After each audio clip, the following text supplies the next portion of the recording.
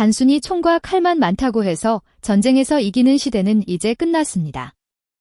진정한 힘은 눈에 보이는 무기 너머 데이터라는 아주 깊숙한 곳에 숨어 있거든요. 오늘날 군사력 평가는 우리가 상상하는 것보다 훨씬 정교하고 냉혹하게 이루어집니다. 숫자 하나에 국가의 운명이 갈리는 이 잔인한 순위표의 비밀을 알고 계신가요? 영상 시작 전 구독과 좋아요 부탁드립니다. 지금부터 그 누구도 말해주지 않았던 전 세계 군사력의 진짜 실체를 공개합니다. 매년 전 세계의 이목을 집중시키는 글로벌 파이어파워, 즉 GFP 지수입니다. 전 세계 145개국을 대상으로 순위를 매기는데 평가 지표만 무려 60개가 넘습니다. 단순히 탱크가 몇 대인지 세는 게 아니라 자원과 재정까지 탈탈 털어 계산하죠. 그 결과가 너무나 냉정해서 종종 강대국들도 순위표를 보고 가슴을 쓸어내리곤 합니다. 과연 이 복잡한 방정식의 끝에는 어떤 반전이 숨어 있을까요? 이들이 주목하는 핵심 지표는 크게 5가지로 분류할 수 있습니다. 첫째는 병력과 장비의 규모이고, 둘째는 전쟁을 지속할 수 있는 경제력입니다. 셋째는 석유 같은 자원이며, 넷째는 물자를 옮기는 물류와 지리적 조건이죠. 마지막은 이 모든 것을 버텨내는 국가의 기본적인 인프라와 체급입니다. 이 지표들이 톱니바퀴처럼 맞물려 최종 군사력 점수가 탄생하는 것이죠. 재미있는 건 단순히 무기가 많다고 높은 점수를 받는 게 아니라는 사실입니다. 어떤 나라는 탄탄한 경제력 덕분에 군사력 순위가 수직 상승하기도 하고요. 또 어떤 나라는 처녀의 요새 같은 지정학적 위치 덕에 가산점을 받기도 하죠. 전쟁은 결국 돈과 보급의 싸움이라는 냉정한 현실이 이 지수에 녹아 있는 겁니다. 그래서 순위표를 자세히 들여다보면 우리가 전혀 몰랐던 의외의 결과들이 보입니다. 그렇다면 우리 대한민국은 이 치열한 데이터 전쟁터에서 몇 위일까요? 전 세계를 깜짝 놀라게 만든 한국의 점수, 과연 누구보다 앞서고 있을지 궁금하시죠? 지금부터 10위부터 1위까지 그 베일을 하나씩 벗겨보겠습니다. 여러분이 상상하는 그 이상의 결과가 지금 바로 눈앞에서 펼쳐집니다. 상상도 못한 순위 발표, 이제 시작합니다. 놓치지 마세요. 그렇다면 GFP가 순위를 매길 때 가장 중요하게 보는 건 무엇일까요? 그들은 무려 5가지의 핵심 기둥을 세워 국가별 군사력을 정밀하게 분석합니다. 첫 번째 기둥은 바로 인적 자원으로 단순히 현역 군인의 숫자만 세는 게 아닙니다. 실제 전쟁을 수행할 수 있는 전체 인구와 가용한 노동력을 꼼꼼하게 따져보죠. 사람이 없으면 아무리 좋은 무기도 결국 고철 덩어리에 불과하기 때문입니다. 두 번째 핵심 기둥은 우리가 흔히 전투력이라고 부르는 화력 부문입니다. 육해공 각군의 장비가 얼마나 많은지, 그리고 그 질이 어떤지를 평가합니다. 최첨단 스텔스기부터 거대한 항공모함까지 모든 수치들이 정교한 데이터로 변환됩니다. 하지만 단순히 양이 많다고 해서 무조건 높은 점수를 주는 법은 없어요. 현대전에서는 장비의 노후도와 기술적 완성도가 승패를 가르는 결정적 요인이니까요. 세 번째 기둥인 물류와 지리는 전쟁의 지속 능력을 결정하는 지표입니다. 기름 한 방울 나지 않는 나라가 탱크만 10,000대 있다면 어떻게 될까요? 그 탱크들은 금세 거대한 장식품이 될 텐데, 그래서 항구와 철도망이 중요합니다. 도로망의 효율성과 지리적 이점이 여기서 아주 큰 가중치를 받게 된답니다. 물자가 제때 공급되지 못하면 아무리 강한 군대라도 무너질 수밖에 없기 때문이죠. 네 번째 기둥은 국방 예산, 즉 전쟁을 치를 수 있는 돈의 힘입니다. 막강한 자본력이 뒷받침되어야만 지속적인 군사 현대화가 가능하기 때문이죠. 마지막 5번째 기둥은 자원으로 전시 상황의 자급자족 능력을 평가하네요. 에너지 자원을 스스로 조달할 수 있는지, 외부 압박을 견딜 수 있는지가 관건이죠. 결국 돈과 자원은 군사력을 지탱하는 가장 튼튼한 뿌리라고 할 수 있겠네요. 이 5가지 지표의 정교한 가중치를 곱해 하나의 점수로 합산하게 되는데요. 그렇게 탄생한 수치가 바로 GFP의 상징인 파워인덱스라는 복합 지수입니다. 특이하게도 이 점수는 0에 가까울수록 완벽한 군사 강국으로 인정을 받아요. 0.0000이라는 꿈의 숫자를 향해 각국은 치열한 순위 다툼을 벌이고 있죠.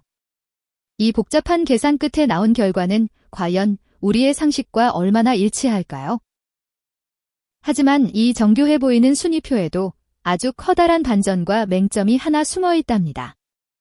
수만 가지 데이터를 분석해 만든 지표이지만 결정적인 한 가지가 계산에서 빠져 있거든요. 전문가들이 이 순위를 맹신하지 말라고 경고하는 가장 핵심적인 이유가 바로 여기에 숨어 있습니다. 겉으로 드러난 숫자만 봐서는 절대 알 수 없는 국가방위의 진짜 얼굴을 이제 보여드릴게요.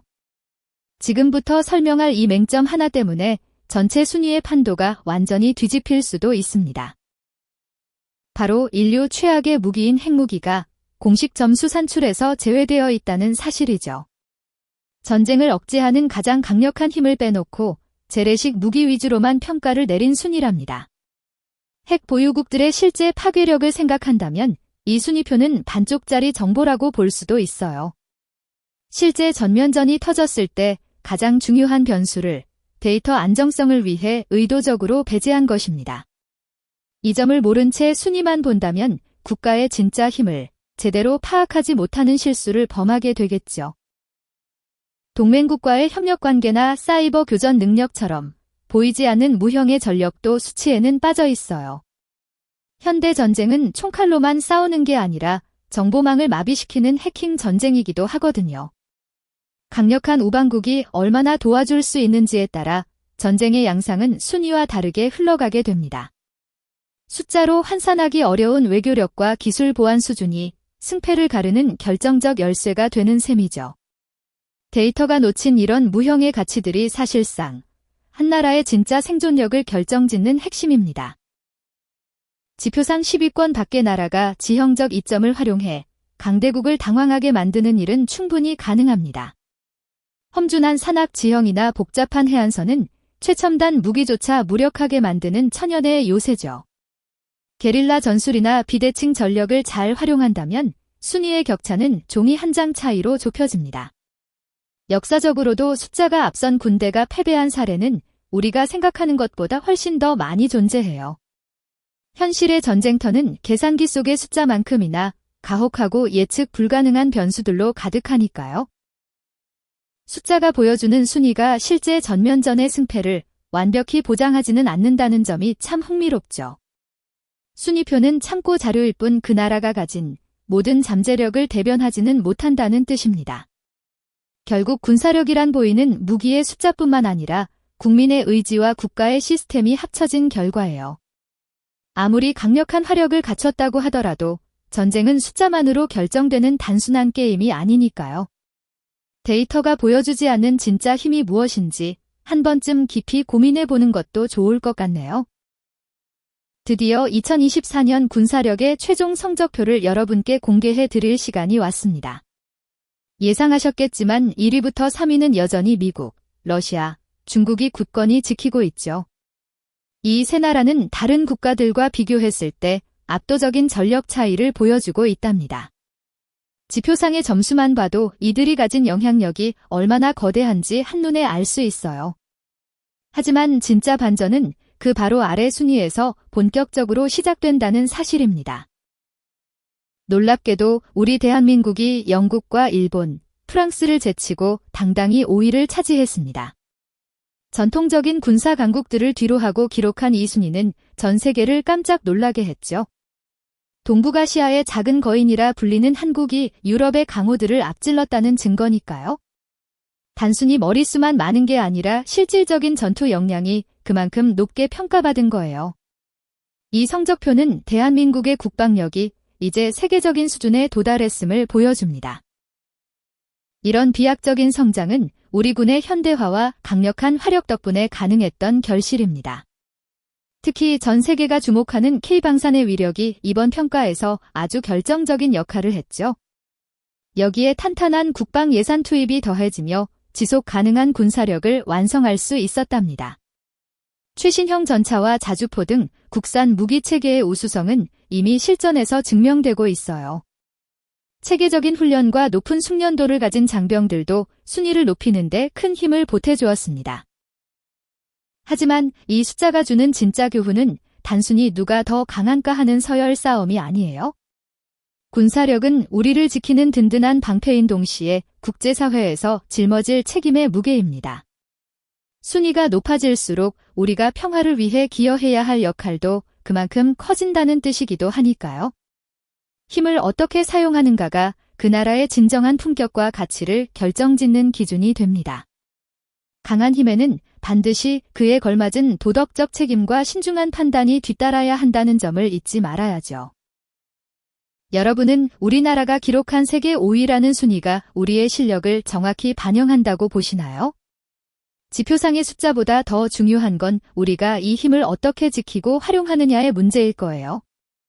오늘 살펴본 군사력의 비밀이 여러분에게 새로운 시각과 통찰을 드렸기를 바랍니다. 여러분의 생각은 어떠신지 댓글로 남겨주시고 구독과 좋아요로 다음 이야기도 함께 해주세요. 숫자 너머에 숨겨진 더 깊은 이야기들을 가지고 조만간 다시 흥미로운 주제로 찾아오겠습니다. 지금까지 뱅가트머니였습니다. 영상이 마음에 드셨다면 구독과 좋아요, 그리고 따뜻한 댓글 부탁드립니다. 감사합니다.